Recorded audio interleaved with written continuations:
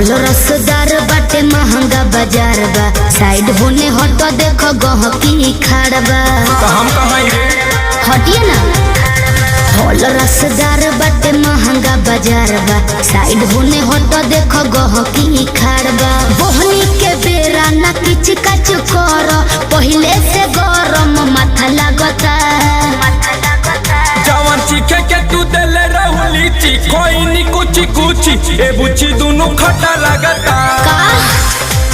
जवान चीखे के तू देले रहुली ची कोई नी कुची कुची ए बुची दोनों खट्टा लगता।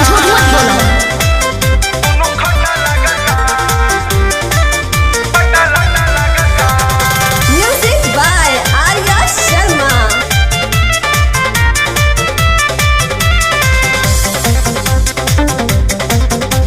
फ्री में खोइब तो खाता बतही द ले जा तू घरे किनी के। एक बार खोइब तो बेरी बेरी अइब फेल कोइले बाई चीनी के।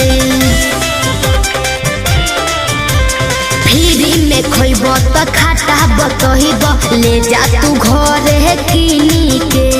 एक बार खोइब तो बेरी बेरी अइब फेल कोइले बाई चीनी के। माल लगाता तोरा घूलल हम ता पीछे के ले हवा हो। आगे धइले बाड़ू काचा हम ता पीछे से ले हवा हो।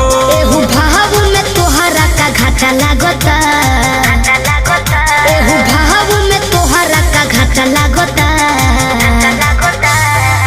जवान चीखे के तू देले रहुली ची कोई नी कुची कुची ए बुची दोनों खट्टा लगता। अरे जाना। जवान चीखे के तू देले रहुली ची कोई नी कुची कुची ए बुची दोनों खट्टा लगता। देखो मोर बहू की मत भगाओ।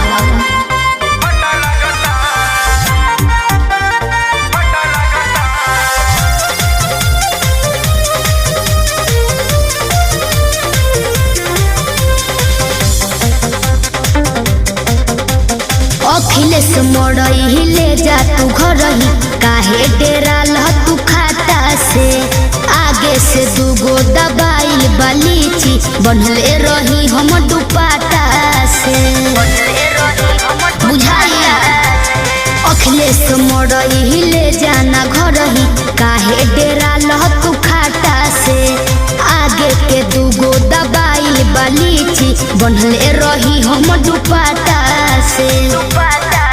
नाये दादा तोहर माल मिसटे लागता। एक तो डबल बाटे लीची महंगा रेट लागता। हटले बना तो भुइया बाटा लागता। हटले बना तो भुइया बाटा लागता। जवान चीखे के तू देले रहुली ची कोई नी कुची कुची ए बुची दोनों खट्टा लगता। जवान चीखे के तू देले रहुली ची कोई नी कुची कुची ए बुची दोनों खट्टा लगता। देखो मोर बहू की मत भगाओ। जाना ले जा जा।